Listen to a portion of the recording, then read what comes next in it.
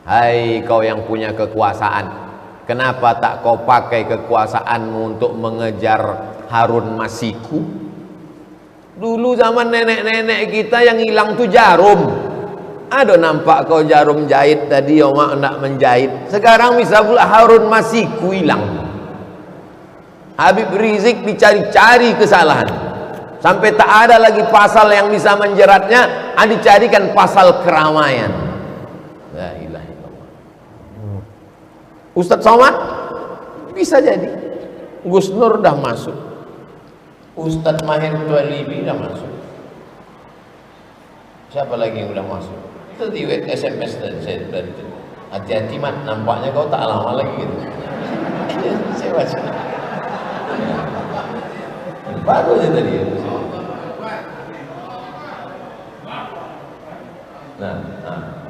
Mat kata dia.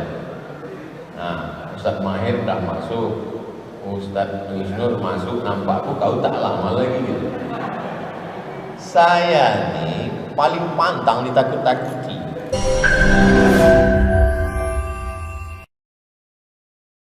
Jangan lupa subscribe, like, and share. Tentang kejadian yang terjadi baru-baru ini, penembakan 6 laskar FPI mengawal Imam Besar Habib Rizik Syihab. Bagaimana pandangan Ustadz? Apakah para laskar termasuk syuhada? Hari ini kejadian, besok langsung saya keluarkan video. Pertama, man qatala mu'minan, siapa yang membunuh orang beriman muta'ammidan secara sengaja, fajazauhu jahannam, di akhirat neraka jahannam lah tempatnya.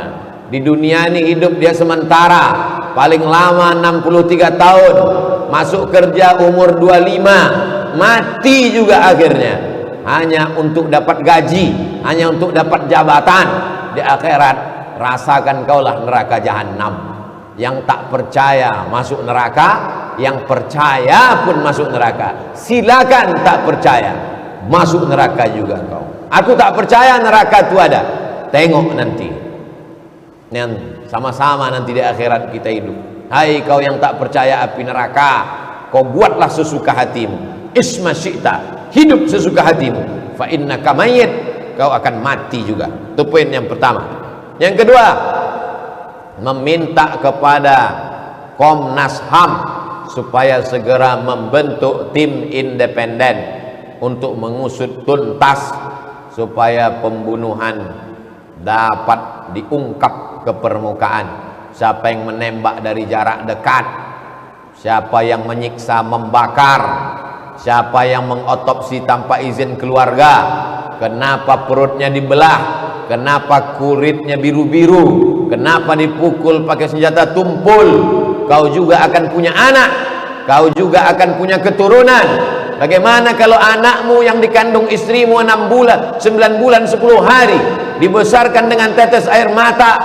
6 orang itu bukan anak kucing, 6 orang itu manusia, sebaya dengan anak-anak. La yu'minu ahadukum, tak beriman, hatta yuhibba li akhih, sampai kau sayang kepada saudaramu.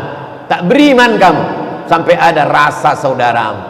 Kalau engkau bisa merasakan sakit, berarti kau makhluk hidup. Kalau kau bisa merasakan sakit, berarti kau makhluk hidup. Tapi kalau kau bisa merasakan sakit orang lain, barulah kau disebut manusia. Kalau sekedar sakit, anjing pun merasakan sakit, babi pun merasakan sakit. Tapi kalau kau bisa merasakan sakit orang lain, barulah kau disebut manusia. Berapa banyak manusia tapi otaknya otak anjing, otaknya otak babi. Kenapa Ustaz sebut anjing dan babi? Karena anjing dan babi ada dalam Quran. 3. Lupa pula apa yang ketiga. Apa yang saya sebut di video itu yang ketiga? Supaya cerdas bermedsos. Karena fitnah-fitnah ini luar biasa. Fitnah-fitnah ini luar biasa. Hai kau yang punya kekuasaan, kenapa tak kau pakai kekuasaanmu untuk mengejar Harun Masiku? Dulu zaman nenek-nenek kita yang hilang tuh jarum. Aduh, nampak kau jarum jahit tadi, Oma nak menjahit. Sekarang bisa pula Harun Masiku hilang. Habib Rizik dicari-cari kesalahan. Sampai tak ada lagi pasal yang bisa menjeratnya, dicarikan pasal keramaian. La ilaha illallah. Ustadz Somad bisa jadi.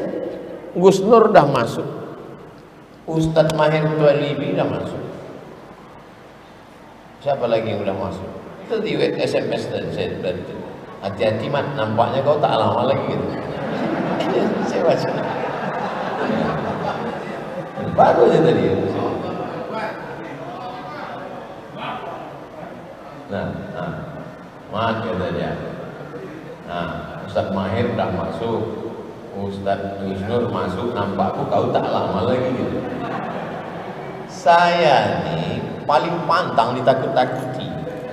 Waktu 2019 kan ditakut-takuti orang tuh. Hati-hati, kalau sampai Ustadz Somad itu berpihak, kami buka semua aib-aibnya. Masuk WA ke saya. Oh, berpihak, saya langsung. Saya tak kenal Pak Prabowo, itu tak tahu saya dia. Tapi kalau semakin diancam mereka, dipoto mereka rumah saya dari atas atap tuh pakai drone. Sampai semua surat-surat motor saya tahu di STNK BPKB-nya. Mau dipegang mereka. Kalau berpihak kau nanti kami buka kali ini. Menangis kuah, satu orang kuah di Pekanbaru ini datang menangis. Menjumpa saya, memegang lutut saya. Ustaz, kenapa Pak Kuah menangis? Datang tadi orang ke kantor saya ngecek surat nikah Ustaz. Mereka udah pegang nih Ustaz. Jangan Ustaz berpihak, nanti kalau Ustaz berpihak dibukakan mereka. Berpihak saya, menunjukkan saya melawan, tak takut saya. Begitu juga dengan pilkada Medan. Saya tak ada urusan dengan Medan. Tiba-tiba datang orang 28 November menyampaikan pesan ke saya. Ustaz, pesan dari Jakarta, Ustaz jangan berpihak. Langsung saya kontak Akhyar Nasution dengan Ustaz Salman. Aku tak bisa ke Medan karena diikut-ikuti orang. Ayo ke Bukit Tinggi, ku buatkan video untuk klaim. Saya menang. Pilkada itu tak ada urusan sama saya menang kalah. Saya menang melawan. Tak takut saya. Paling pantang saya diancam-ancam mereka. Belum kenal kan sama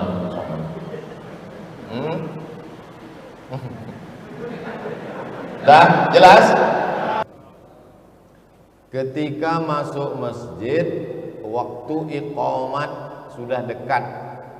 Saya ingin sholat tahiyatul masjid dan qobliyah. Apakah bisa satu sholat dua niat, atau mana yang didahulukan? Sholat sunat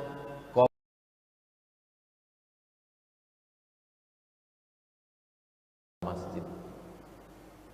Kalau waktunya cuma cukup 2 menit untuk, kan ada jam di masjid tuh pakai jam waktu timer, 2 menit lagi qomat, cukup hanya untuk 2 rakaat, tak mungkin 4 rakaat, maka sholat qobliyah saja, dapat tahiyatul masjid. Tapi kalau dia sholat tahiyatul masjid tak dapat qobliyah. Mana dalilnya?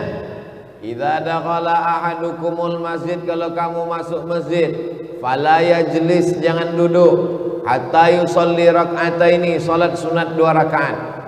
Salat sunat 2 rakaat qobliyahnya itu masuk sudah di dalamnya itu tahiyatul masjid. Begitu kata para ulama, bukan kata Abdul Somad. Saya menyampaikan pendapat para ulama. Saya ulang sekali lagi, qobliyah saja, masuk tahiyatul masjid, otomatis, automatically. Saya mau buka puasa, suara azan sudah berkumandang di masjid, sedangkan jam di HP menunjukkan kurang 4 menit lagi. Istri saya ikut azan di masjid, sedangkan saya ikut HP. Mana yang betul? Yang betul ikut jam RRI. Itu yang paling betul. HP mungkin slip karena setelan dia, masjid mungkin juga salah karena pengurus itu atau baterainya baru berganti atau lama tak berganti. RRI lebih minim salahnya. Kenapa? Karena dia lebih teliti, karena dia takut dipersalahkan orang satu kota Pekanbaru, satu provinsi. Maka sejajarkan, samakan jam masjid dengan jam RRI. Saya pakai RRI. Dulu kalau saya mau pergi ceramah maghrib jam 6 dari Panam sudah hidup, dengar tausiah jam 6 sore. Karena nanti saya dengar suara azan. Dalilnya mana pakai RRI ini? La tajtami'u ummati ala dhalalatin. Tak mungkin umatku ini sepakat dalam satu kesesatan. Wa minal isnaini ab'adu. Lebih banyak, lebih selamat dari sesat. RRI lebih banyak pendengarnya, maka mereka lebih teliti, lebih takut dia, karena dia nanti akan dikritik oleh masyarakat. Di masjid kami ada kotak masjid, ada kotak yatim, ada kotak MDA. Apa boleh pembagiannya 60% yatim, 20% dan MDA 20%? Kotak yatim tak boleh diganggu gugat. Jangan ambil duit yatim tu alihkan ke operasional masjid. Ara'aital ladzi yukadzibu biddin fadzalikal ladzi yad'ul yatim. Kalau kau ambil duit yatim ni kau berikan kepada yang tak yatim, alladzina ya'kuluna amwalal yatama, orang yang makan duit anak yatim, innama ya'kuluna fi butunihim nara, mereka memakan api neraka ke mulut, ke perut mereka. Kotak yatim jangan ganggu gugat. Kotak pembangunan masjid jangan ganggu gugat. Kotak MDA jangan ganggu gugat. Karena ketika mereka memasukkan duit ke kotak itu, dia sudah ada niat kapling-kaplingnya masing-masing. Yang boleh dialihkan kemana-mana itu kotak infak masjid raya umum. Ada satu kotak besar, kotak infak masjid raya umum. Orang waktu memasukkan duit ke situ, niat dia umum. Bisa dialihkan ke listrik, dialihkan ke pembangunan MDA, dialihkan karena umum. Yang sudah khusus tadi tak bisa diumumkan, yang umum bisa dikhususkan. Bagaimana hukum membayar fidyah puasa dengan uang? Wa 'alal ladzina yutiqunahu, bagi siapa yang tak sanggup puasa, fidyatun, maka mereka membayar fidyah. 3 pembahasan. Pembahasan pertama, siapa yang tak sanggup puasa itu? Tak sanggup puasa di Ramadan, tak sanggup di Syawal, tak sanggup di Zulqa'dah, tak sanggup di Zulhijjah, tak sanggup di Muharram, sampai mati tak sanggup. Kenapa dia tak sanggup?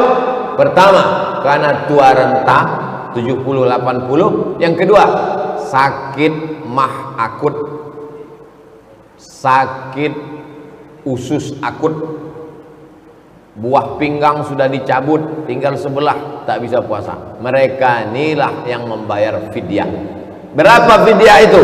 Fidyatun, fidyah itu 1 mud. Zakat fitrah 1 sok. 1 sok itu 4 mud. 1 mud itu 7 on setengah. Batas minimalnya 7 on setengah. Jangan kurang dari 7 on setengah untuk 1 hari. Tapi yang paling afdal adalah kasih makan fakir miskin sehari lengkap. Makan pagi, makan siang, makan malam, lauknya, cuci mulutnya, buahnya, bagus. Kalau kaya, kasih per paket. Paket sarapan pagi, paket makan siang, paket makan malam, menurut standar Pekanbaru.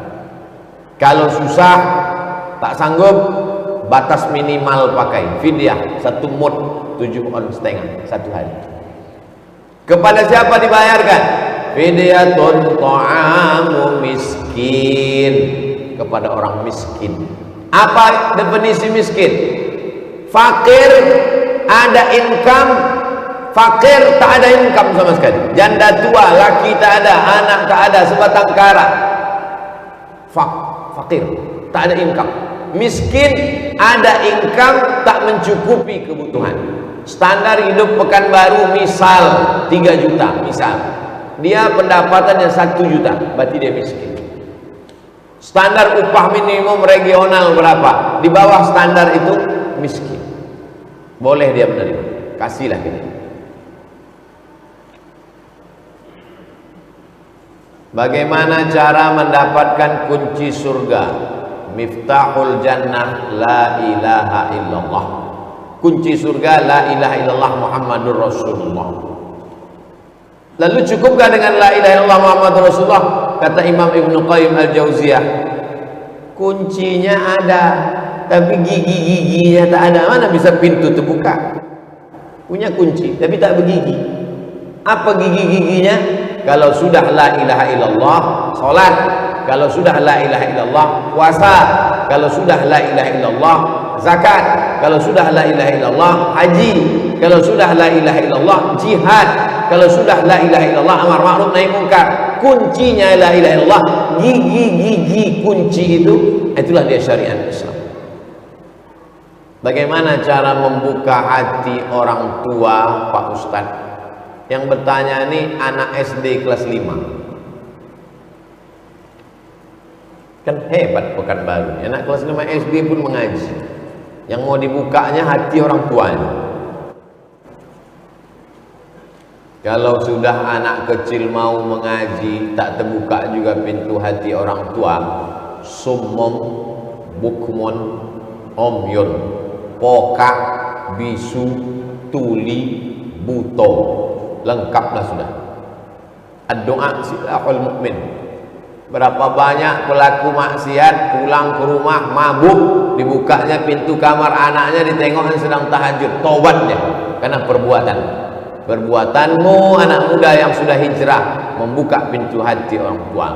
Doamu di tengah malam, Allahumma hdi qaumi fa innahum la ya'lamun. Berikan hidayah pada orang tua ini ya Allah. Sampai kapan Nabi mendakwahi Abu Talib sampai sakaratul maut? Innallaha yaqbalu taubatal abdi. Allah menerima taubat seorang hamba malam yugharghir, sebelum ghargharah, sebelum sakaratul maut masih diterima Allah taubat. Jangan pernah putus asa. Apakah tugas memasak, menyapu, mencuci adalah tugas suami? Soalnya banyak yang mengatakan postingan-postingan di sosial media. Cobalah baca di sosmed. Siapa yang menemani istrinya shopping, maka dimudahkan masuk surga. Itu yang membuat itu perempuan untuk menyindir laki-laki. Lalu kemudian yang laki-laki membalas, siapa mengizinkan suaminya nikah lagi masuk surga. Jadi mereka berbalas-balaslah di medsos itu. Asal muasal hadis palsu itu yaitu untuk mendukung pendapat masing-masing. Man kadzdzaba alayya muta'ammidan falyatabawwa maq'adahu minan nar. Siapa yang berdusta, membawa-bawa agama muta'ammidan secara sengaja, maka siapkanlah kursi dari api neraka. Nauzubillah. Kewajiban laki-laki 5. Kasih makan, kasih pakaian, kasih tempat tinggal, kasih pendidikan, kasih perhatian. Wajib laki-laki mengasihi.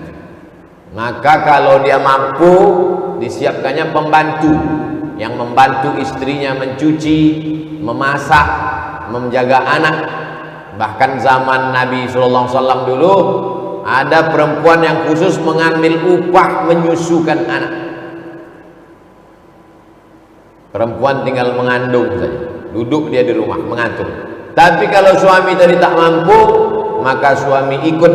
Makanya Nabi itu yuraqti' na'lahu. Nabi menjahit sendalnya sendiri. Nabi itu tidak dilayani, tapi dia sama seperti manusia biasa. Innama ana basyaruk, innama ana basyarun mislukum, aku sama macam kamu manusia, yuha ilayya, bedanya aku dapat wahyu. Surat Al-Kahfi. Jadi al-mu'minuna wal mu'minat, laki-laki suami wal mu'minat, istri perempuan, ba'duhum awliya'u ba'd, mereka saling tolong menolong. Laki-laki tidak memperbudak perempuan, perempuan pula tidak diperbudak laki-laki. Siapa yang paling mulia antara laki-laki perempuan? Man amila salihan, siapa yang beramal saleh, min zakarin, laki-laki, au unsa, perempuan, wa huwa mu'minun, kalau dia beriman, fala nuhyiyannahu hayatan thayyibah, kami beri dia kehidupan yang baik.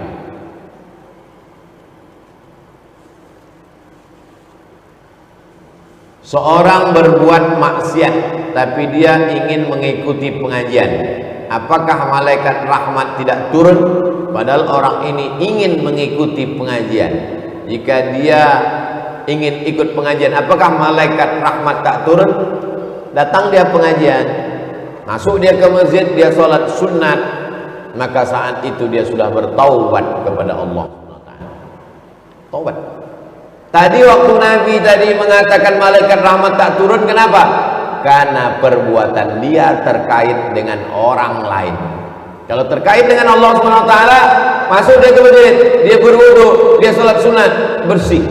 Tapi kalau terkait dengan orang lain, zalim, aniaya, lepaskan dulu ikatan-ikatan dengan orang.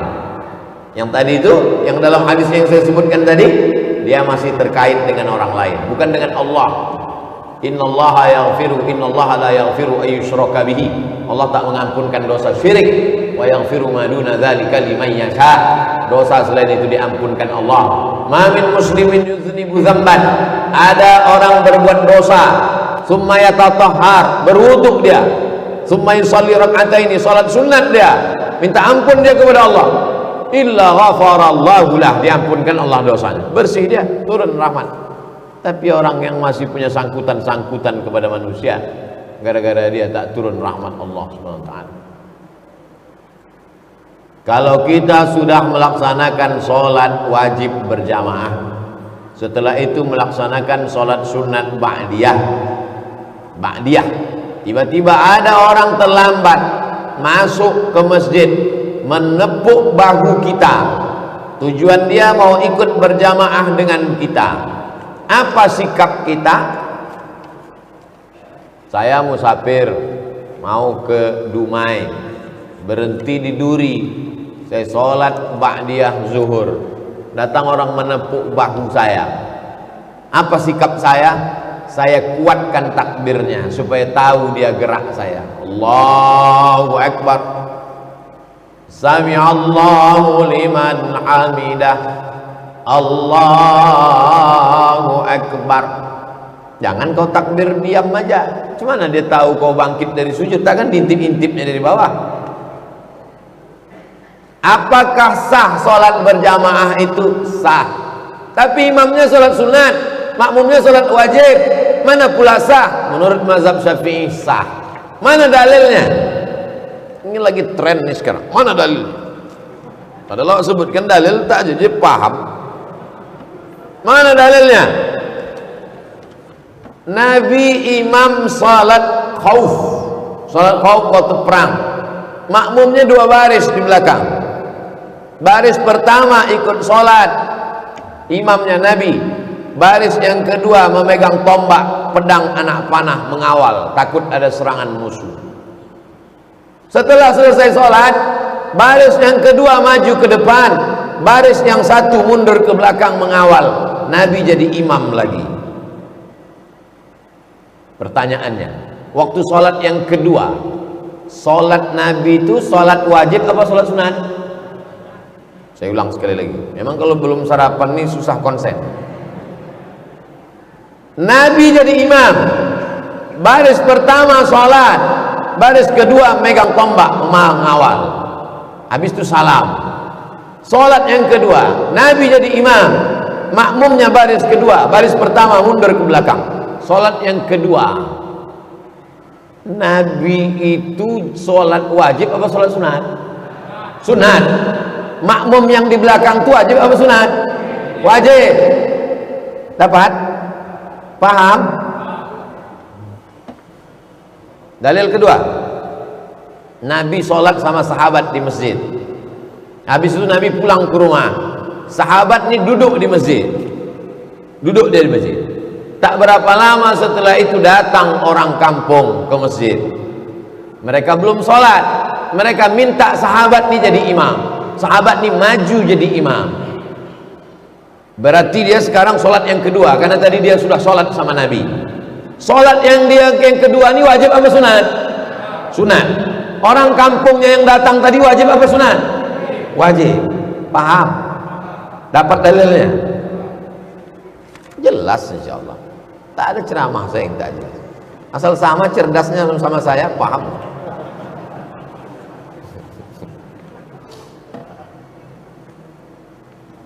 Kami mau minta nasihat bagi yang pencinta DJ, disc jockey, dangdut, pop. Minta kau kalau sudah ikut pengajian, semua lagu dangdut, lagu pop, lagu metal, happy metal, slow rock, R&B, buang semua. CD-CD-nya bakar. Jangan dengar lagi. Kalau mau mendengar lagu, dengar lagu anak-anak dari pesantren Darul Khair. Apa lagu dia tadi? Nah, ini dia. Busra lana nilnal muna zalal ana wa falhana. Busra lana, kabar gembira bagi kita, nilnal muna, karena semua yang kita inginkan kita sudah dapat. Zalal ana wa falhana, segala kesulitan hilang, maka keindahan, kenyamanan, ketentraman pun akan didatangkan, dipenuhi Allah SWT. Solawat, lagu-lagu religi, lagu-lagu yang mengingatkan pada Nabi, lagu-lagu ingat mati. Adapun yang lagu-lagu tadi buang, karena setan masuk ke dalam hati melalui pintu lagu. Lagu udah hijrah, udah pengajian, lagu pulang-pulang berbadan dua, itu kan berzina. Cinta satu malam itu kan kumpul kebo.